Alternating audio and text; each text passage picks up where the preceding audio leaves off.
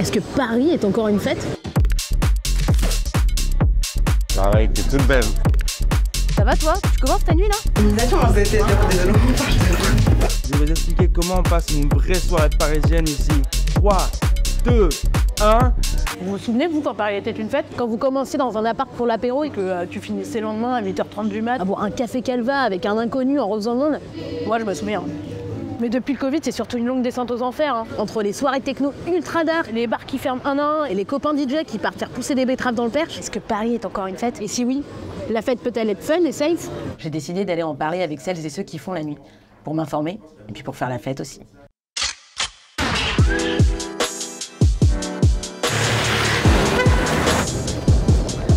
On est dans mon resto préféré. J'ai ici parce que c'est hyper rapide, c'est pas cher et c'est hyper bon. Enfin vraiment, avant toute soirée, je vous conseille un Manigiri. Ça change la soirée.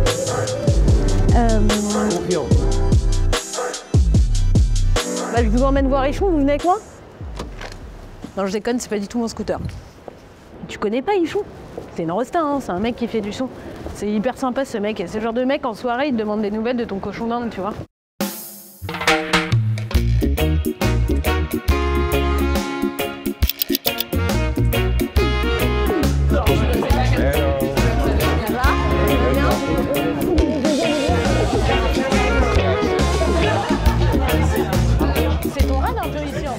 Il a ouvert quoi, il y a 2-3 ans, lui? Il y a 2-3 ans, c'était le début de la fin pour moi. Pour toi? Ouais. Ok. Je t'avoue, je sors parce que il y a des caméras. Parce que je suis là? Ah ouais, parce que t'es là, je suis venu te voir.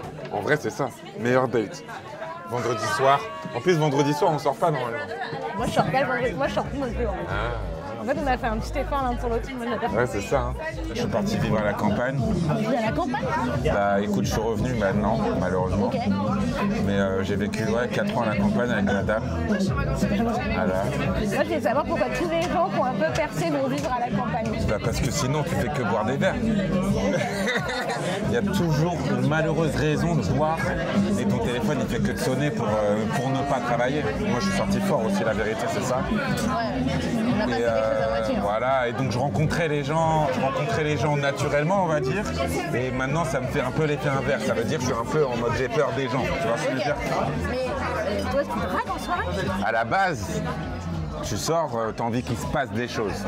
Tu vas rencontrer des gens, tu sais qu'il va y avoir une telle ou un tel qui est là-bas, tu sais qu'il va se passer un truc, mais tout a changé, j'ai l'impression.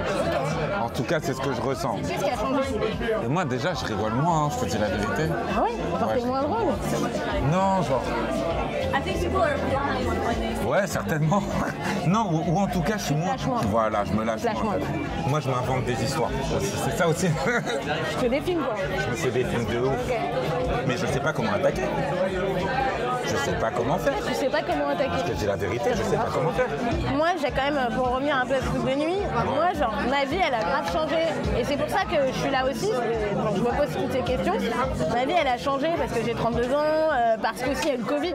Ouais, fort, ça a coupé fort, Je sais pas pour toi, mais moi, ça m'a coupé tous les moyens sociaux d'exister aussi, de connaître des gens, de les rencontrer et tout.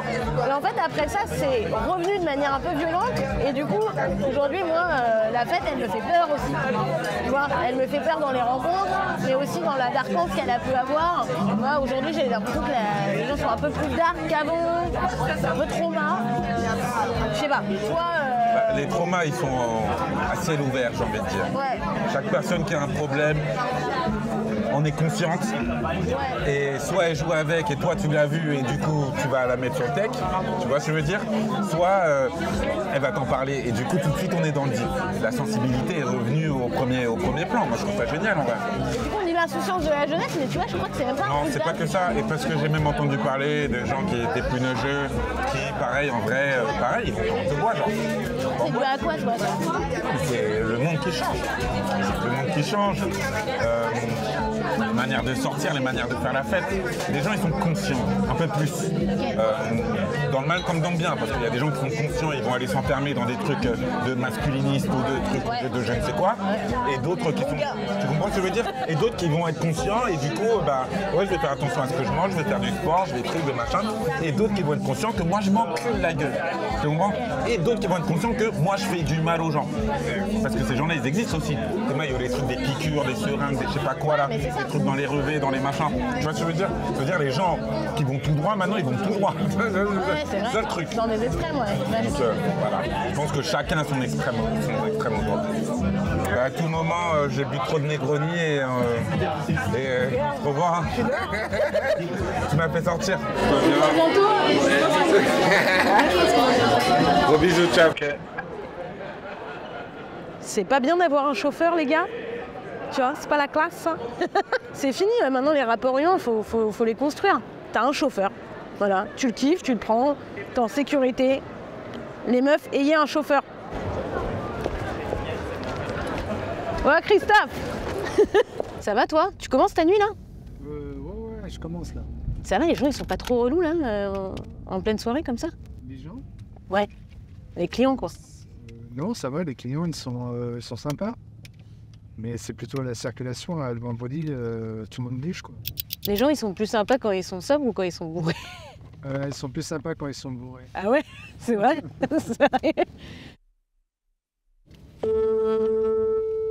Ouais, allô? Ouais, Bonnie. Ouais, on arrive là, on a 10 minutes de retard. Mais c'est qui, Mila? Mila Furé, c'est une performeuse qui fait du pole. C'est une meuf assez incroyable. Moi, je la connais depuis que j'ai 18 ans. Je l'ai rencontrée dans le milieu queer et lesbien. C'était déjà une queen de ouf. C'est un peu l'ultime femme. Voilà.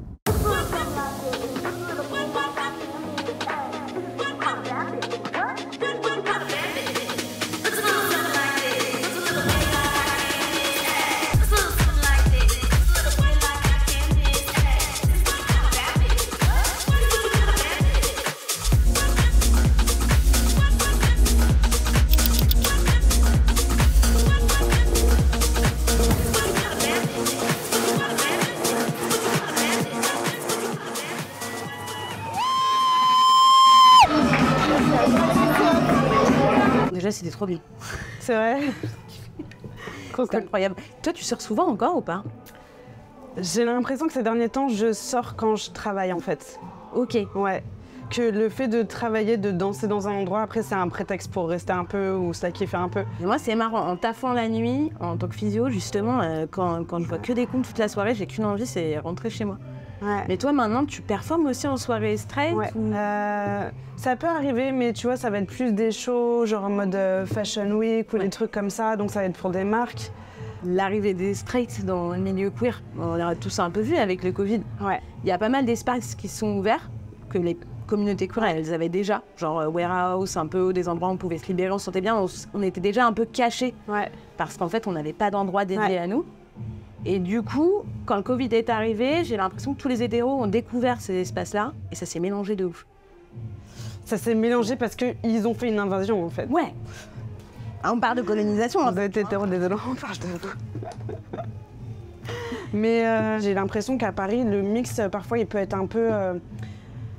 il peut y avoir des clashs, enfin, beaucoup plus que dans d'autres pays, je pense à l'Allemagne, en tout cas à Berlin. Ouais, moi, j'ai aucun problème de sortir dans n'importe quel club à Berlin. Je vais pas me poser la question de est-ce que c'est une soirée queer ou non. On n'a pas la culture club à Paris et on essaye, mais je pense que les gens, ils n'ont pas les codes et ils essayent pas de les avoir, en fait. C'est ma théorie. Ouais, peut-être. On a aussi la culture de l'école de commerce. Ouais, Qui fait qu'il y a des mecs en chemise. Moi, je les appelle les mecs en chemise, en fait. on les appelle. C'est des gens qui doivent être en after work, mais tu sais pas pourquoi ils sont dans la soirée. Déjà, soit t'es en after, soit tu work. Moi, je comprends pas le concept de l'after work, en fait.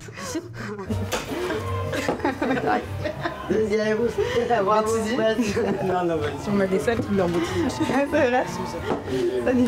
C'était trop bien, merci. Ouais, c'était trop chouette. C'était trop bien. T'étais trop belle, c'était incroyable. C'est cool. On va trop cool.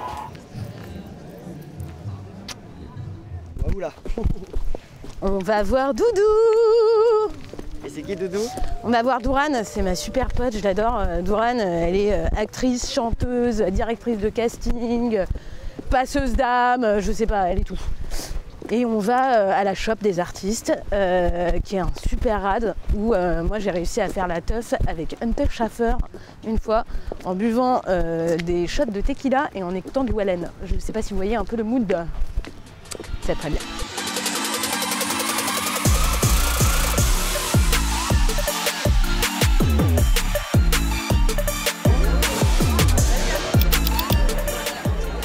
Il vient en avoir et qu'en fait maintenant on sait tous les espaces de safe space, de queer, de whatever. Ça t'emmerde tout ça?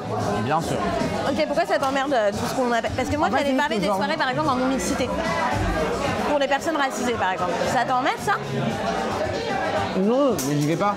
Ok. I don't identify as a queer person et je le dis en anglais parce que queer c'est un terme anglais et que j'avoue que moi c'est un truc qui m'a un peu qui me saoule en fait de devoir en tant que personne non reconnue ou personne ou reconnue comme dissidente dans la société dans laquelle j'évolue, dans laquelle j'ai grandi en termes environnemental enfin. Super là.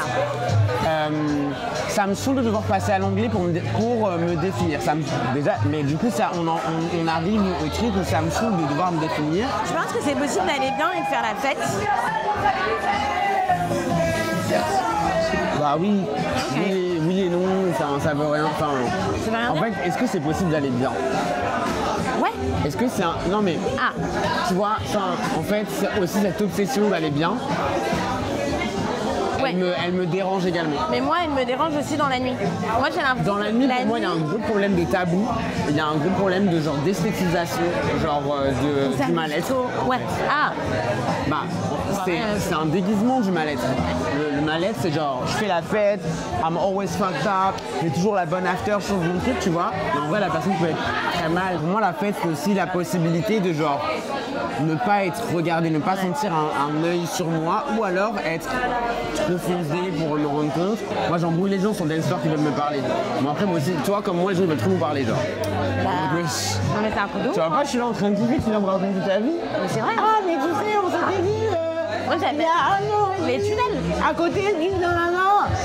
Moi, les tunnels, moi, j'ai les pros du tunnel. J'arrive et Après, nous, on est les meilleurs pour faire des tunnels, mais au vraiment moins, les on meilleurs pour faire des tunnels, on en fait des mode, vrais tunnels. si on s'assoit, Oui, mais on fait sache des que là, vrais on va rentrer tunnels. dans le tunnel. Vraiment, on va faire des belles. Voilà, prépare ton casque. C'est un tunnel. Voilà, Ça, c'est un long tunnel. Hein. bien sûr.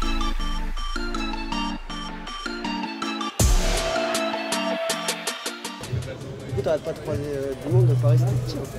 Ah non, Charlie, Paris, c'est pas petit, hein, c'est moi qui suis grande. Là, on va voir mon pote Pierre Bulu. Pierre Bulu, c'est le mec qui me fait plus rire à Paris. En fait, c'était le date Tinder de ma coloc. C'est pas resté ma coloc, c'est pas resté son date Tinder. Mais nous, on est restés potes. La première fois que j'ai rencontré ce mec, on a pris de l'LSD ensemble.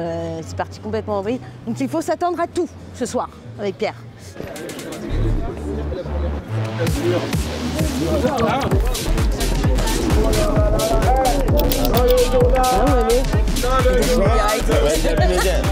Trop bien. Bonsoir.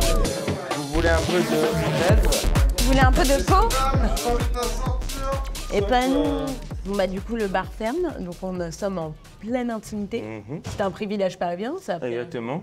Quand on a des amis qui travaillent dans des restaurants ou des bars, il y a deux choses qui peuvent se passer. La première, devenir un petit peu alcoolique. La deuxième, retenez bien ça. Non, je te disais, est-ce que toi, tu tapes dans la nuit? D'accord, t'es DJ. Enfin, t'étais DJ. J'étais DJ. T'étais DJ. Oui. DJ. Fut. Attends. Dans ta grande carrière de DJ, Exactement. c'était ton taf quand même. Oui, Et ça reste aussi un endroit que t'adores. oui. Et t'arrivais à mener ça de manière OK. Pas vraiment. Bah voilà. Non, non, non, non. Voilà. C'était en mode, il y a toujours eu, je pense, des excès. Et encore plus quand t'étais... Je travaillais. Ouais, quand je travaillais, ouais. En mode, avant ton set, tu veux pas, genre... Le problème de beaucoup de gens qui travaillent dans la nuit, il y a un côté toujours très élitiste en mode, Ouais. toi, tu sais pas... Moi, je sais, déjà, ça fait 3 ans que je fais de la techno, j'ai 1000 abonnés SoundCloud, je fais genre, oui. Mais après, quand ça fait longtemps que tu fais la soirée, que tu, pour la 25e fois, t'entends... Allez! Ouais, Tu commences à être un peu fatigué. Ouais.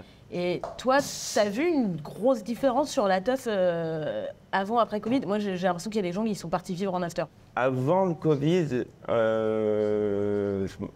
Paris était quand même une ville qui pulsé de soirées techno, de machin, de trucs et de machin.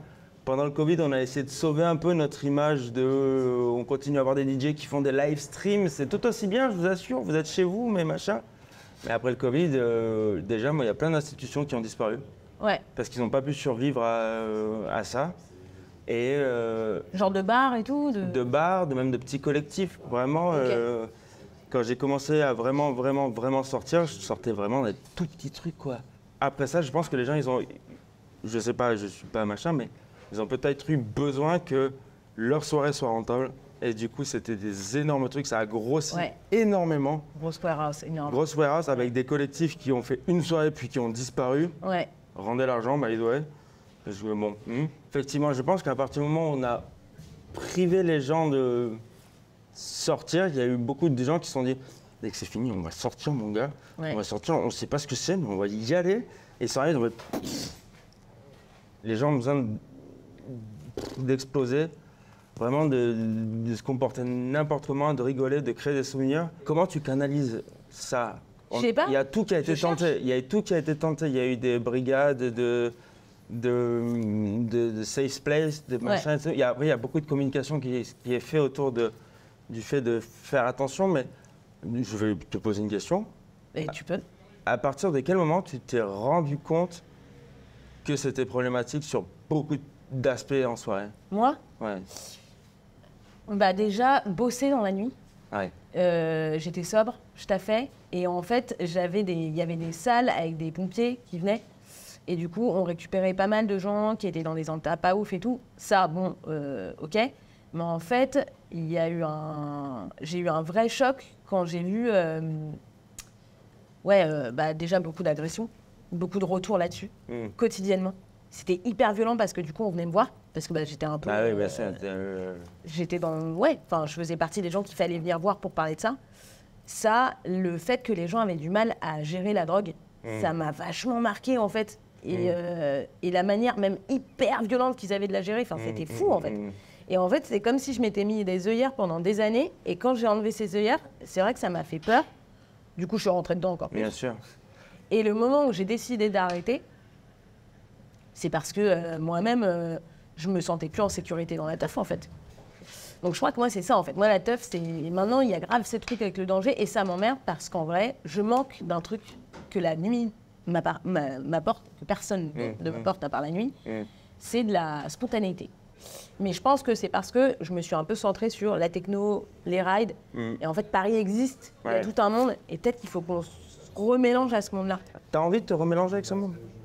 Non, mais il y a des fois, j'ai envie de retrouver, moi, Bonnie, un peu fofolle. Voilà, cette espèce de liberté, c'est vrai que j'essaye de la trouver ailleurs, mais j'arrive pas à la compléter complètement. À ton avis, comment on pourrait retrouver ce sentiment-là? Eh ben moi, je crois que c'est en sortant avec des gens en qui t'as confiance.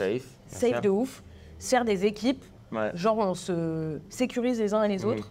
Et on se trouve des spots, on se sent vraiment bien, et pas des trucs méga prétentieux, limite d'énormes teufs. Voyons les choses petites, et surtout qu'on ne prévoit pas. Parce que j'ai l'impression que quand on attend, c'est toujours non. Bien sûr, c'est toujours pourri. Ouais, voilà, c'est sa faute. Faut qu'on s'appelle et qu'on dise « Ça va toi, tu fais quoi ?» Et qu'on se retrouve, et voilà. Mais là, attends, je me permets, hein. Non, vaniche-nous. Poète, le cinéma. Mon téléphone. Bonsoir, chef. Je peux vous prendre un kebab complet, sauce blanche, s'il vous plaît. Il faut toujours finir ta soirée par un bon kebab. Toujours. Sauce mi-blanche. De toute manière, DJ et photographe, c'est un métier de pointeur. Hein. C'est comme prêtre et pédophile. Pareil. Hein? Non, mais je crois que la conclusion de cet épisode, c'est que j'ai encore plus de questions qu'avant et j'ai encore plus de gens que j'ai envie de voir. Mais j'ai quand même passé une super soirée. Toi? Pareil. Ah bah voilà.